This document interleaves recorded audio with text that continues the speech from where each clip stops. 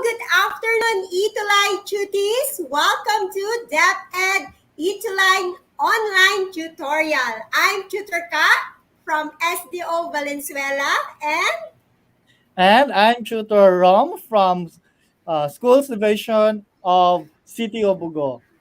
okay, and we are on Philippine Politics and Governance every Thursday 4:40 to 5:20 in the afternoon. Dahil kayo, Itulay Tuties ang Tutorom. Kayo ang best tuwing Webes. Okay, and with that, we would like to shout out all our Itulay Cuties online na nagpa-participate ngayon. At tingnan natin, 2 weeks tayong na-miss ang isa't isa, di ba? Kumusta naman mga Itulay Cuties? Di ba, Tutorong? Oo nga, Tutor Ka. And with that, this afternoon, punong-puno tayo ng ating topic. We are on quarter 4, week 3 with the module, the judiciary. Mamaya, meron tayong guest after ng ating overview ng ating pag-uusapan. So, let's get ready, Tutorong.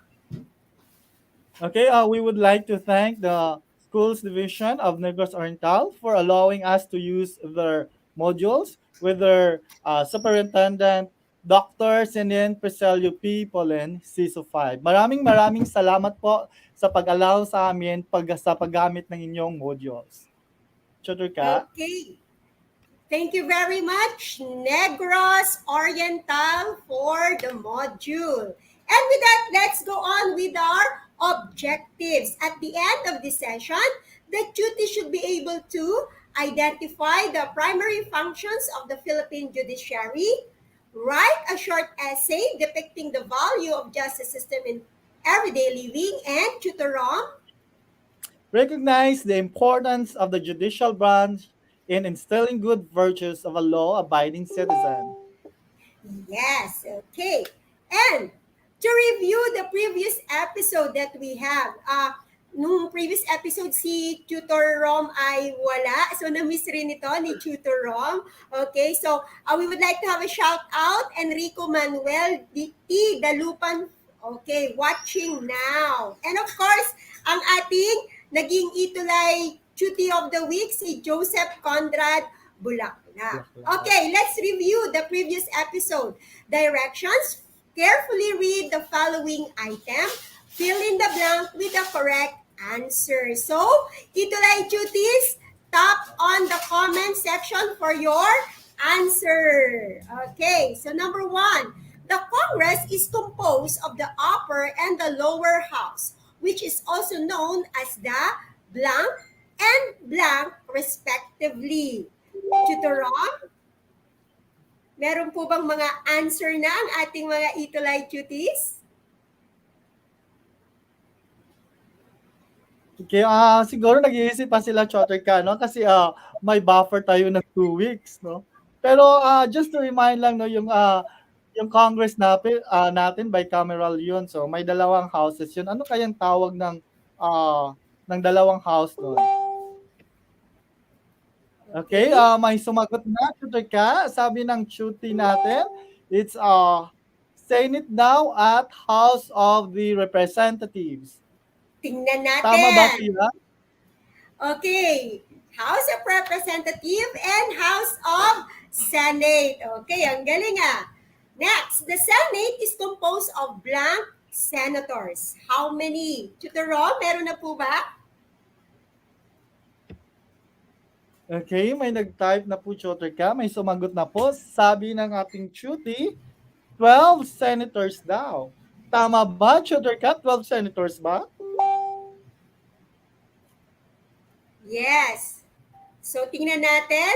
The answer is 24 senators. Katatapos pa lang ng elections, we elected another 12 of the newly elected senators. So, last episode, we discussed all about the roles and responsibilities of the legislative branch. Now, let's go with the question number 3. Legislative powers of Congress refers to its blank powers. What should that be? The answer.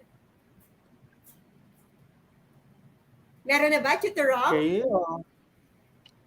may sumagot na. Sabi ni Rumsel, sabi niya, executive power daw. Executive power ba, Tutor ka?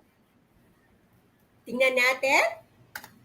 It is lawmaking power. So, parang Tutor Rom, nakakasagot po ng tama ang ating mga cuties. Ano po? Oo nga, Tutor ka. Okay. So, Tatalino talaga ng mga Congressman, cuties. opo, Congressman can only be elected for blank consecutive years. Ano kaya ang answer dyan, Tutor Rom? Mhm. Okay, ating sabi ng mga cuties natin, sabi niya, for 3 years daw. 3 years ba, Tutor ka? Let's see. Very good. 3 years nga. Hindi sila nakakalimot ng ating discussion last episode. And for the last one, the lower house is composed of blank district representatives. How many is that? Tingnan nga natin, Tutor Rom.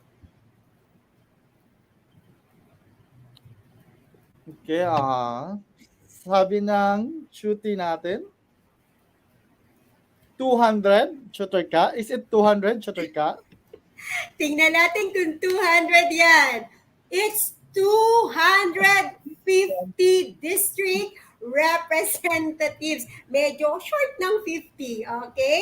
So with that, congratulations sa lahat ng Itulay Cuties na nag-participate for our review of the previous episode. And now, for Module 3, the judiciary. So brace yourself with it. So, lagi nating nire-remind that there are three branches of the government: the executive branch, the judicial, and the legislative. We were already through with the executive branch, which is the hold or the office of the president and the vice president. And the legislative is the branch wherein it holds the power of the lawmaking body, which are our Senate and our House of Representative. Now, it's time for the judiciary. And always remember, these three branches are independent with each other, okay?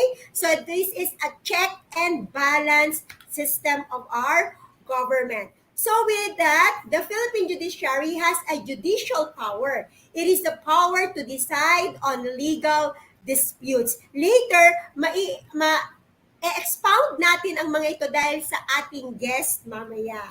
Okay, Tutor Rom? Nawala. Okay, so ito yung mga enumerations, no? Kung bakit may independence of the Philippine judiciary is manifested in the following. First, the creation of the Judicial Bar Council. Ito yung committee na nag-nominate ng judges at ng mga justices sa Supreme Court at sa Court of Appeals. Then we have also the expanded power of judicial review. No, i-explain yan ng ating guest mamaya. We have also the fiscal autonomy of the judiciary. Then we have the power to review proclamation of martial law and suspension of the writ of habeas corpus election. Then we have also the security of tenure of the judges. And lastly, we have the Supreme Court as judge in presidential elections. So, i-explain yan lahat ng ating guest pagkatapos po ng ating discussion.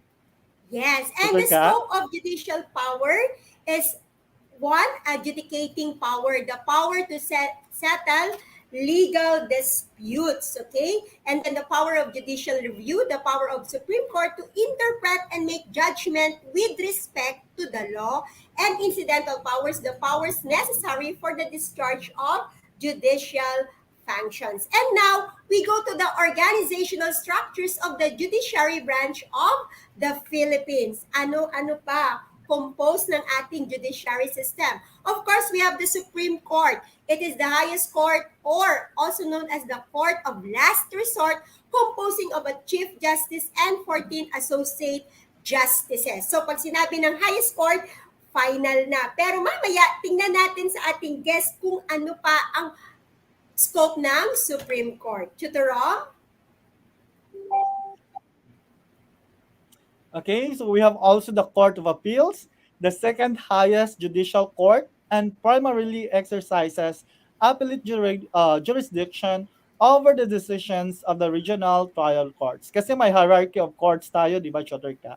Then, it also reviews cases involving the Ombudsman and the Department of Justice, as well as the decisions of the government agencies, exercising quasi-judicial functions, including the office of the President. It consists of one presiding justice and 69 associate justices who are then grouped into 23. Yun po ang composition at work responsibility ng ating Court of Appeals. Choterka? Yes. And then we have the Regional Trial Court.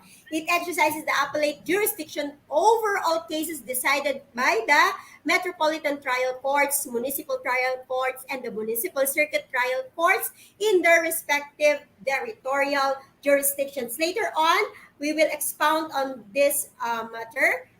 Yes, Tutor Rom? Okay, then we have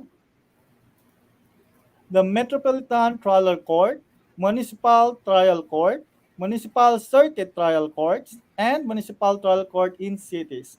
So ang function naman nitong mga courts nito, there shall be created a Metropolitan Trial Court in each metropolitan area established by law, a municipal trial court in each of the other cities or municipalities, and a municipal circuit trial court in each circuit comprising such cities and or municipalities as are grouped together pursuant to law. So malalaman po lahat natin yan, ano ang functions ng mga courts na yan sa ating pong guest speaker.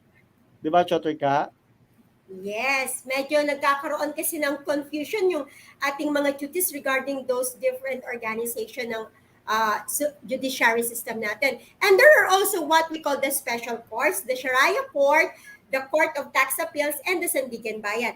Papasadahan lang natin tong konti. The Sharia Court is the code of Muslim personal laws. This exercise the palette of supervisory jurisdiction in civil proceedings including question of Islamic law. So, mostly ito ay sa ating mga kapatid sa Mindanao province. And then the Court of Tax Appeals naman, this is a court that has exclusively to review appealed decision or inaction of the Commission of Internal Revenue or the Commission of Customs. So dito na napupush yung mga tax cases natin. And then, of course, the Sandigan Bayan. Ito lagi itong naririnig ng ating mga itulay duties.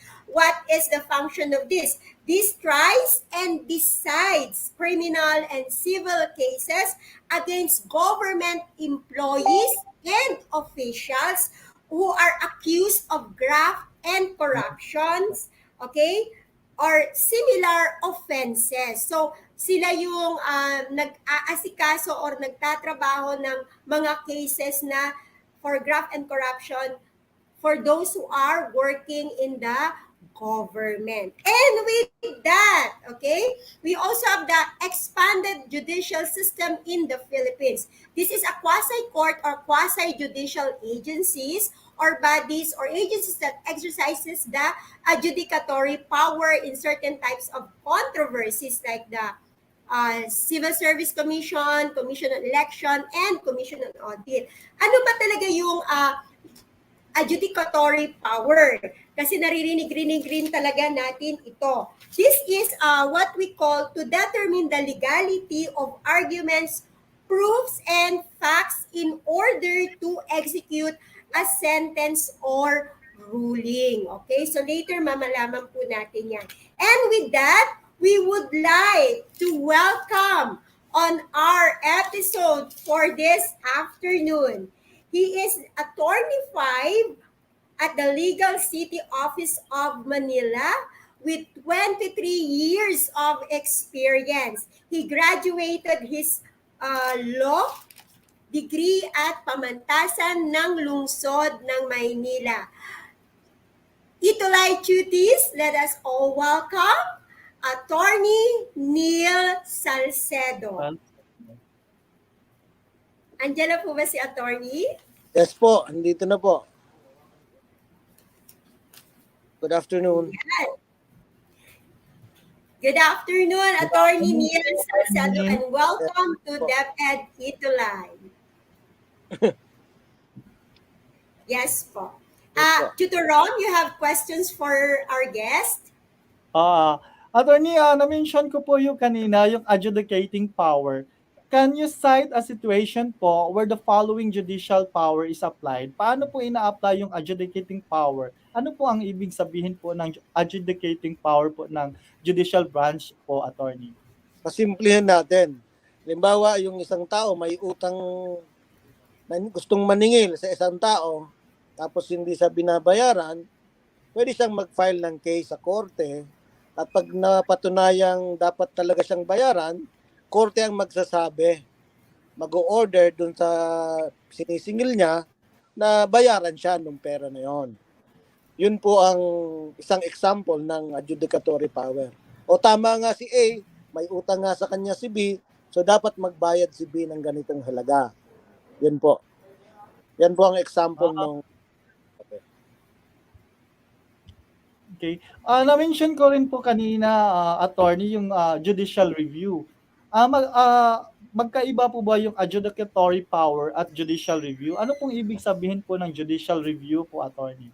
Meron tayong mga body na binigyan ng batas na authority to decide on certain matters.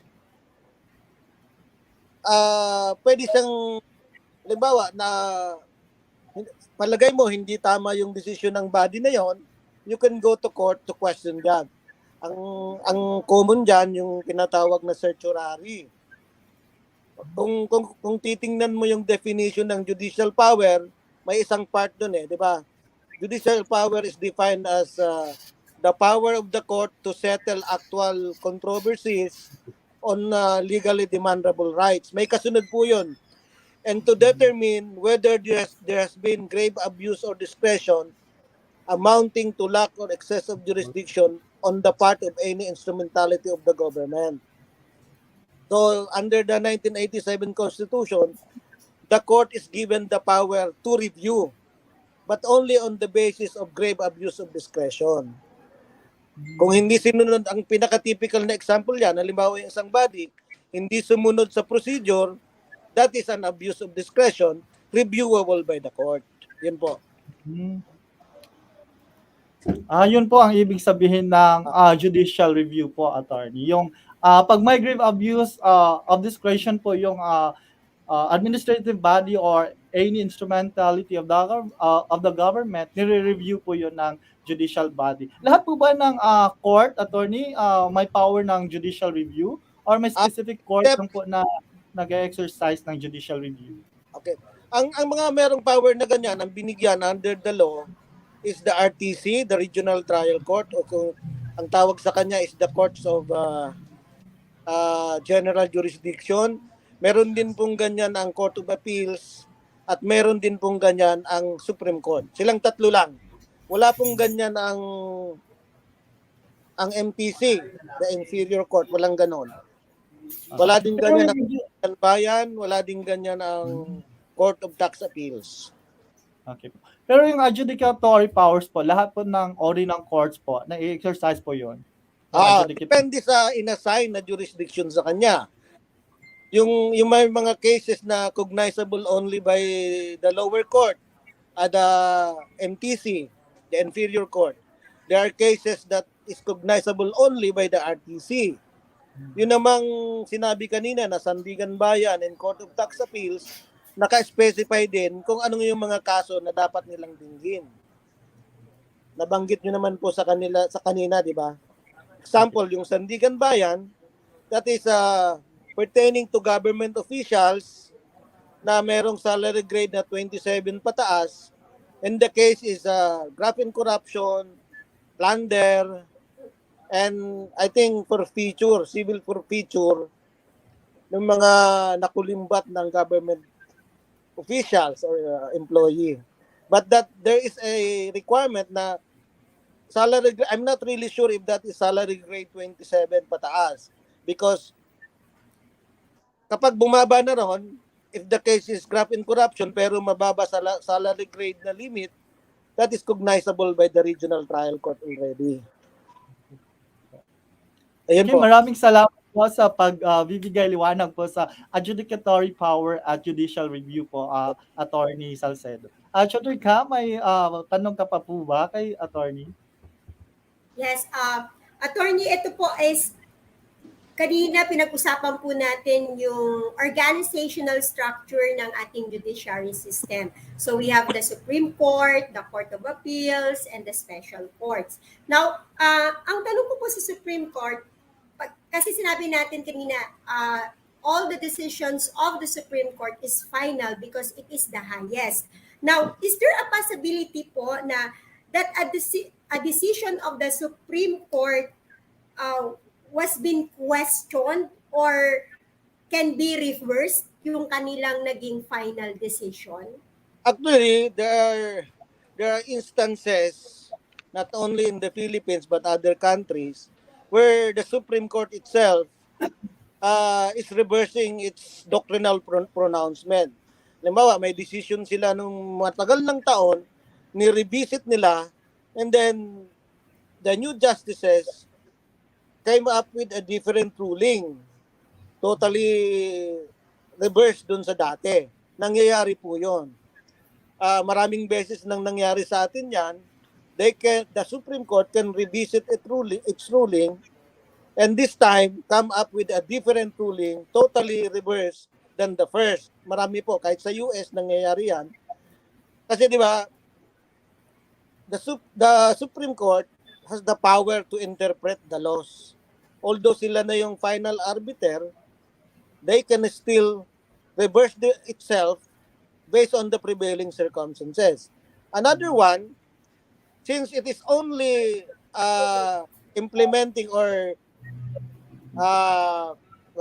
interpreting the laws, marireverse ang Supreme Court if there is another law that totally reverse the other one. Kapag sinabi ng legislator na reverse na yung law na yon, and there is another controversy involving the same issues under that law na na-reverse na yung batas, siyempre, the new interpretation will be based on the new law. So in that sense, mari-reverse din sila. So yun yung dalawang nakikita kong situation na ang decision ng Supreme Court can change. Pero matagal na panahon bago mabago yan sa experience na nakita ko. So, bago po ma-reverse yung isang decision ng Supreme Court, talagang there will always be a due process. Ano po? At hindi po agad-agad na nababago kung ano yung final decision ng Supreme Court. More than due process kasi we have a rule, ang tawag doon stare decisis, talagang we adhere to prior decisions unless there is a compelling reason to that. Ayun nga nakita ko, if the court revisits a certain ruling at ni-reverse nila. And another one, when there is a change in the law. So may iba na ang interpretation because the power of the judiciary is only to interpret the law. Kung ano na yung prevailing na batas, doon na mabibase yung decision nila. Okay. So, regarding naman po sa Court of Appeals, what are the reason why a case is filed in the Court of Appeals and how can it be filed or what is the process para po yung case na yun ay ma-file sa Court of Appeals? I have two situations. Number one, yung sinabi ko kanina na certiorari.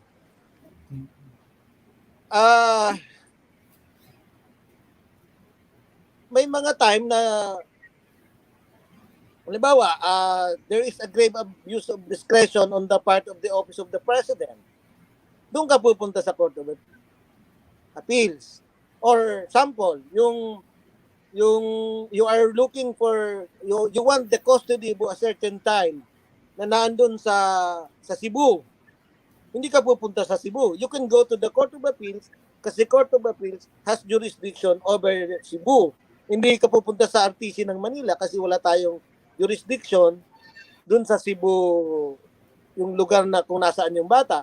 So, if you are looking for a custody, habeas corpus, na, halimbawa, kinuha sa iyo yung bata, dinala niya sa Cebu, you can go to Court of Appeals to file that. Another sample ko, yun nga, yung certiorari. Kasi kung current ang jurisdiction ng RTC, CA saka Supreme Court, you can go there based on the circumstances that you have. So, yun po pala ang ng Court of Appeals, ano? Pero normally, appellate court talaga siya. Hindi sa kanya nag-uumpisa ang mga kaso. May mga instances lang na doon ka talaga magpa-file because of the situations that you have. Yun nga yung sample na sinabi ko. So, siguro ang ating mga itulay cuties ngayon ay klaro na sa kanila. They have clear knowledge and idea how our judiciary system is functioning in our government. Last na lang po, attorney, what is the difference between the regional trial court and the municipal trial court and the MTC? Kasi diyan po minsan, lalo na po nung I had an experience po na isa ko pong estudyante ay nagtatanong sa akin, ma'am, pareho lang ba yung regional trial at yung municipal? Kasi nasa probinsya naman po tayo. So what is the difference between these two, attorney? Yung tawag sa municipal trial court, this is the inferior court. Ibig sabihin, ito yung mababa. The law assigned certain cases that is cognizable only by the municipal trial court, municipal circuit trial court, and yung municipal trial court in cities. I don't know if that is the correct term. Pero ang common yan, yung mga ejectment cases, cognizable by the MTC yan. Hindi pwedeng mapunta yan sa RTC. Ngayon kasi, pabago-bago yan with regards to the amount. Yung, halimbawa, you want to recover, sisingil ka ng pera sa isang tao, yung jurisdiction is based on the amount. Ang last na nalaman ko, up to 1 million na ang MTC dito sa Manila. Ang city court dito sa Manila. I don't know sa province. Last month lang nilabas yun eh. Pero yung ejectment, halimbawa, may gusto kang paalisin sa bahay mo, nagpapaupa ka. Hindi na siya nagbabayad, gusto mo siyang paalisin, ang tawag doon ejectment. That is cognizable by the MTC, Municipal Trial Court. Walang ibang may jurisdiction doon. Now, if you want to recover, if there is a case, a case that pertains to a real property, meron ding jurisdiction ng MTC based on the assessed value. Hindi lang ako sure kung how much is that kasi because of the hindi ko na-review yung bagong nilabas ngayon, pero may limit yon. Baka assessed value na 200 doon talaga sa MTC. Higher than that, RTC na. So what I'm saying is there are specific cases that is cognizable by the MTC. Ngayon, sa criminal case naman, yung mga ordinances, if you violate ordinance, sa MTC yon. Doon talaga magta-trial. Tapos yung crimes, yung below 6 years, ang penalty, that is cognizable by the MTC. Higher than 6 years, RTC na yon. So, naka-assign siya. There are specific cases that is cognizable by the MTC. Yun namang RTC, sabi ko nga kanina, it is a court of general jurisdiction. Kapag tumaas ka na sa 6 years penalty, sa amount higher than the jurisdiction of MTC, ipapile mo siya sa RTC. If you are in a city, halimbawa Legazpi or Manila, meron ditong regional trial court for the city. Sa probinsya naman, ang regional trial court nakabase sa province. Merong regional trial court ang Albay, halimbawa, pwede kang mag-file doon. Hindi ka pwedeng pumunta sa Court of Appeals. RTC talaga, general jurisdiction. One example is when your case is one which is incapable of pecuniary estimation, hindi nakabase sa amount. Halimbawa, may gusto mo lang i-prevent ang isang taong gawin itong bagay na to, injunction ang tawag doon, that is a case that is incapable of pecuniary estimation. You don't go to MTC, you go to RTC. Okay po. Recognizable na yan. Ngayon, I mentioned ejectment a while ago. Higher than ejectment is recovery of possession. Diba? Hindi mo na na-comply yung requirements ng ejectment, you recover the possession of your property, you go to RTC. Yung pagkakaiba. The bottom line is, the law or rules assign specific cases to a certain court. MTC, eto lang jurisdiction mo. RTC, eto ka lang. Apo. So talaga po parang meron silang kanya-kanya nilang jurisdiction. So Apo. at least ngayon po, clear po sa ating mga Itulay Cuties at sa lahat po ng viewers natin sa Facebook at sa YouTube, ano po talaga yung RTC at MTC kasi doon po sila nagkakaroon ng confusion. Saan ba ipa-file tong case na to? Municipal ba to o regional? So, thank you very much, Attorney Neil Salcedo, for clearing that. Matagal na po talaga yan naririnig ko na what is the difference between the RTC and the MTC. So, Itulay Cuties, remember the date. It is May 19 na nalinawan tayo regarding the functions nitong dalawang ito. So on this note, Attorney Salcedo, thank you very much for rendering your time. Alam po namin na napaka-busy nyo po ngayon, lalo na po ngayong panahon na ito. There's a transition of the government because we just had an election. Pero binigyan niyo po kami ng oras para po dito at we believe that yung mga isa pong malaking tulong at na-share niyo po yung inyong karunungan sa ating mga Itulay Cuties. And with that, Sir Neil, maikling message po para sa ating mga DepEd Itulay Cuties. I hope there will be more students who will dream of becoming a lawyer. It is my honor to be invited. Salamat po. Thank you very much, Attorney Neil Salcedo. So, Itulay Cuties, let's have a virtual clap for Attorney Neil Salcedo. So, we hope to see you still, Attorney Salcedo. Thank you very much for your time. Thank you po. Thank you po. And God bless. So, Tutor Rob, kumusta Itulay Cuties? So with that, we have quote to ponder, there can be no peace without justice and respect for human rights. This is from Irene Can. And now, tingnan nga natin kung talagang meron silang natutunan, Tutor Rob. Let's do our assessment. So, right through if the statement is correct and false if the statement is incorrect. So, ang gawin na lang natin, Tutor Rom, dahil mag-overtime na naman tayo, i-type lang nila ang kanilang mga answer sa comment box at next episode ating i-recognize ang kanilang mga answer. So with that, let's do it. Ay, nako, ayan. The Court of Appeals is the highest court in the country. Tutor Rom, bakit false? Kasi yung highest court of the country is the Supreme Court, no? That is the highest court of the land. Yes. And number 2, judicial power is a power that decides on legal dispute. And the answer, Tutor Rom, is? It's true. Yun, no? Pinaliwanag na yun na yung Attorney Neil Salcedo kanina kung anong ang ibig sabihin ng judicial power. Lagi kaya Yes. true yun.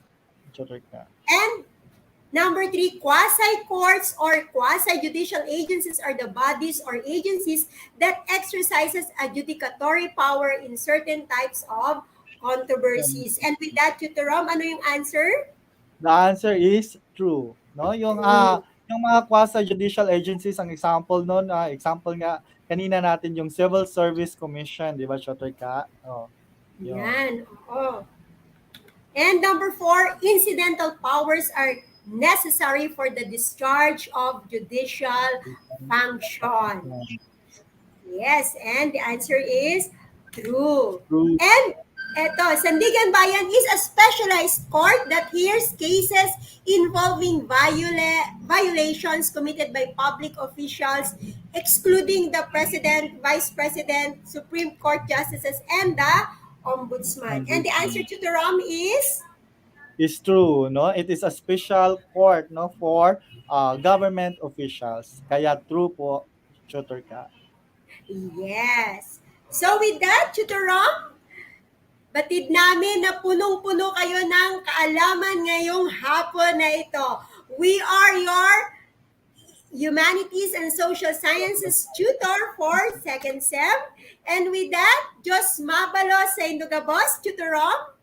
Daghang salamat kaninyong tanan. I am Tutor Ka, kaalaman, karunungan, kapaki-pakinabang sa iyong kinabukasan. Tutor Rom. And I am Tutor Rom. If you want to learn, just roam around.